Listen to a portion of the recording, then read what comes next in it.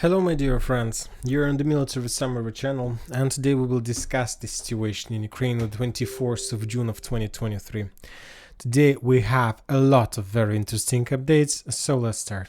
Of course, this video we're going to discuss Rostov area, ЧВК, private military campaign Wagner and Prigozhin, of course the situation that took place on the road from Rostov-on-Don to Moscow. As you can see, there are a lot of icons, a lot of things happened on this road, so let's start from the beginning. And first of all, the previous video we discussed that by the 4 or 6 a.m. of the local time, Wagner's managed to enter Rostov-on-Don, and Prigozhin itself captured the central part of that settlement. Then we had video from him when there was some kind of negotiation process with the Russian military authorities, and they were talking about the situation. The Russian military authorities were asking him to stop this provocation, to stop this strike, and to move and to turn his convoys back to the combat line.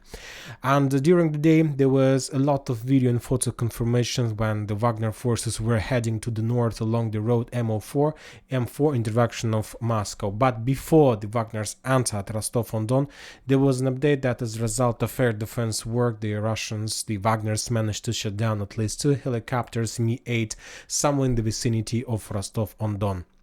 A lot of convoys, just a few squads, maybe a brigade or a few battalions were stayed in Rostov-on-Don with Prigozhin, but the main part of Wagner's were heading to the north along M4 road. When talking about the area from Rostov-on-Don and almost till the Voronezh region, so this territory, there were no updates, so as you can see there are no icons on this line, and the total distance of this line is around, let's calculate, so is around just a second. So Rostov-on-Don, and then we're going back to Voronezh, so almost on the area of 500 or half a thousand kilometers. We haven't received any updates, and mainly this situation is connected that a lot of Wagner forces entered Rostov. Some forces start moving to the north, and a lot of Wagner forces crossed the border of LPR somewhere in the vicinity of small like settlement Kreshatiki and Bugayevka. So this settlement, so Wagner's crossed this border, and later they published the video how they managed to capture the entire detachment squad of Russian forces without any clashes, without any barriers, without anything. This entire squad surrendered to Wagner's. They took a decision to save their lives, and after that the Wagner's continue moving further to the north in direction of Voronezh region. Also from this territory we got the first update that as a result of air defense work, the Wagner's managed to shut down one airplane, IN-24. Some sources were saying that was Il-16, some sources were saying that was Su-25 or something like this. Anyway, this is the real accident, and as a result of that air defense work, at least a plane was destroyed and 3 pilots were killed.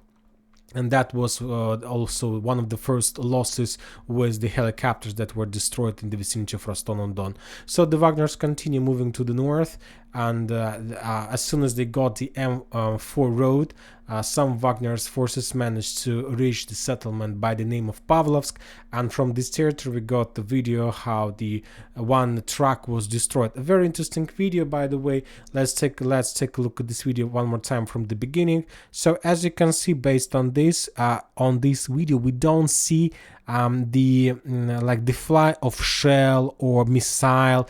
It looks like the truck was destroyed by itself on the road. As you can see, there is no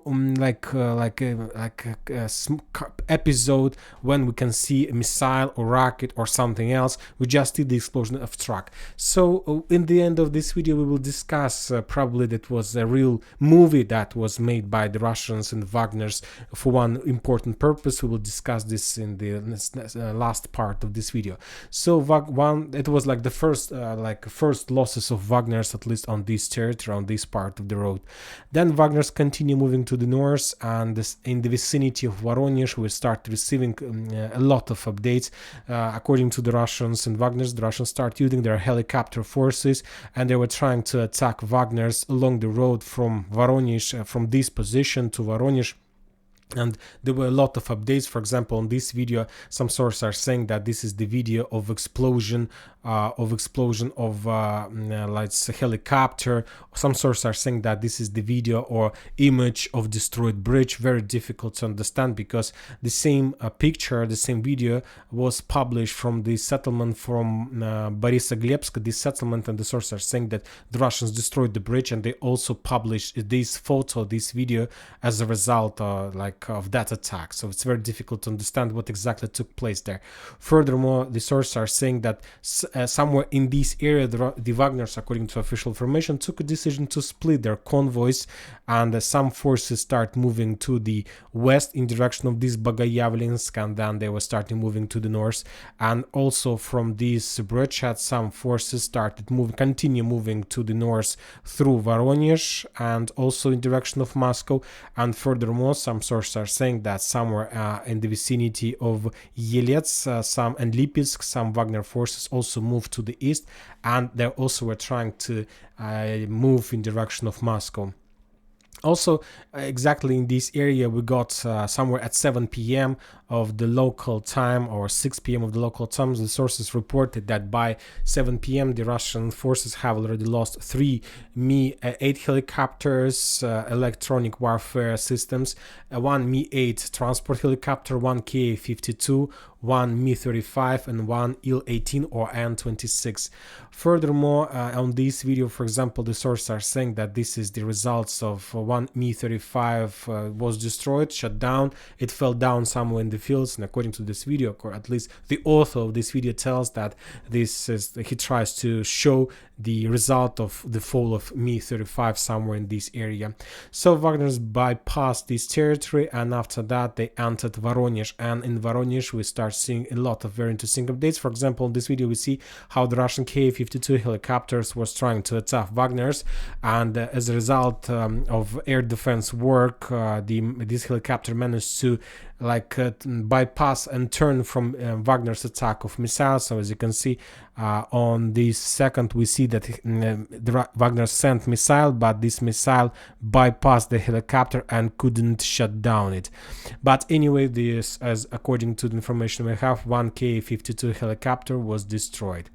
And then Wagner's bypassed Voronezh as well, and as we discussed, they split their stray forces at least in 3 waves, and somewhere in the area of Yelts, the Russians, like drivers, published the video of Wagner's heading to the north on some vehicle, light vehicle, and there was a small convoy of Wagnerians who were moving to the north. During the day, the Ministry of Defense of Russian Federation, the Russian authorities start blocking and blocking the bridges that lays between Wagner's and the capital of Russian Federation, Moscow. For example, in this video, you can see how the Russian National Guard have redeployed their forces in the vicinity of this bridge, this small settlement, Serpukhov, and they established the checkpoint on the bridge, and they were ready to meet Wagner's with a real battle. Another bridge a little bit to the east from Serpukhov in the vicinity of Kolomna, there was another bridge, and Russians also established a lot of light vehicles trying to block any movement of Wagner's to the north of Moscow as well. Meanwhile, the Wagner's the main power of Wagner's were moving to the north. A lot of different type of units started redeployment process from LPR and DPR in direction of Rostov-on-Don, and I'm talking about Akhmat Special Unit. These forces started redeployment from DPR in direction of Rostov-on-Don, and there were a lot of video confirmation of that. For example, there was a video of a big convoy of Special Unit Akhmat somewhere in the vicinity of Avilo-Uspenka. As you can see, there is a very big convoy of 150-170 units of armored vehicles and vehicles of that special unit. Furthermore, there were a lot of updates that a lot of forces, especially in Akhmat, entered this settlement on the west through the small settlement Chaltyr, another forces entered Rostov from Krasny Krim. There is another video of convoys of like special units Akhmat heading in this direction, and as you can see, like there was a flag of Chechen Republic, a very big convoy, and another convoys entered Rostov-on-Don through a small settlement, Destructor and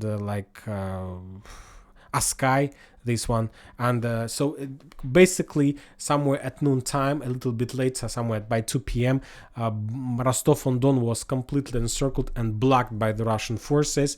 And basically, when talking about Rostov-on-Don, there were no clashes, no fightings, just regular things when the Russian forces were trying to force civilians from the settlement to step back, to push back from the settlement, not to be very close to the military forces and so on. And we were almost every people all over the world were expecting that Wagner sooner or later will get the outskirts of of Moscow and will enter the settlement. The blogger Riber published his video of with arrows of movements of Wagner's. A lot of things.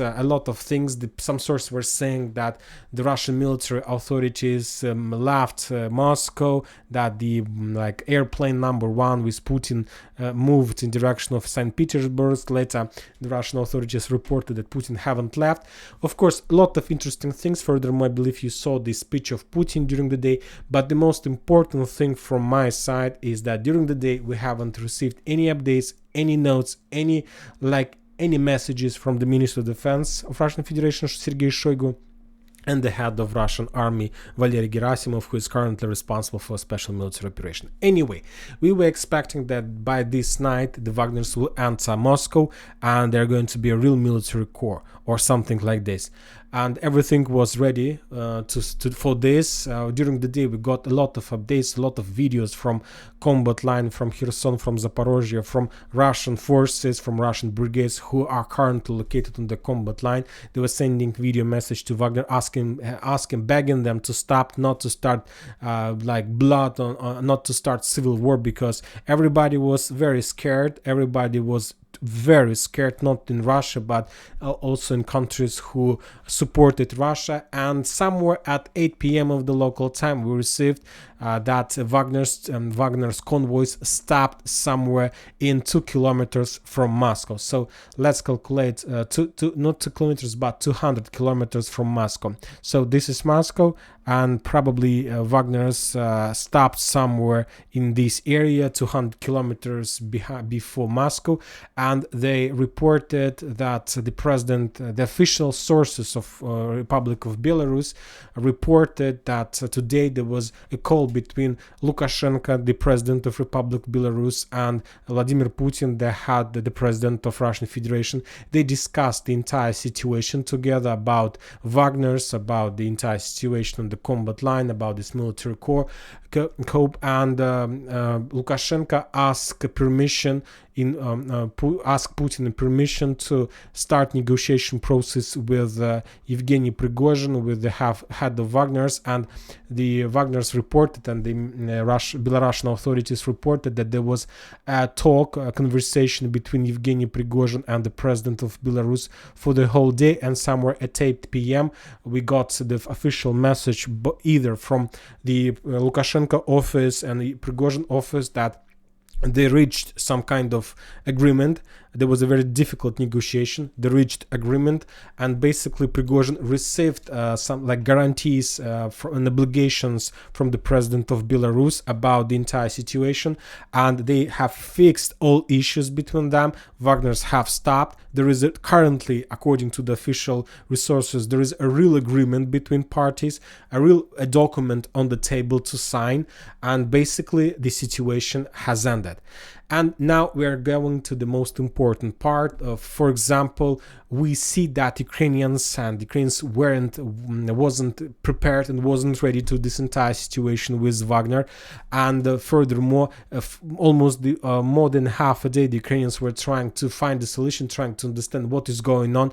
The Western intelligence also were trying to understand what is going on.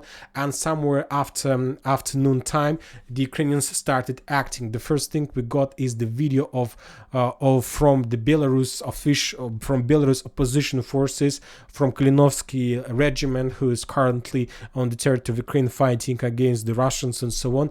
And they published that video where they were saying that Kalinovsky regiment started their own operation against Belarus, against Belarusian authorities, and they asked people on the territory of Belarus to wait a signal. So basically, no matter the situation with Wagner's and so on, I believe that that was a real special operation.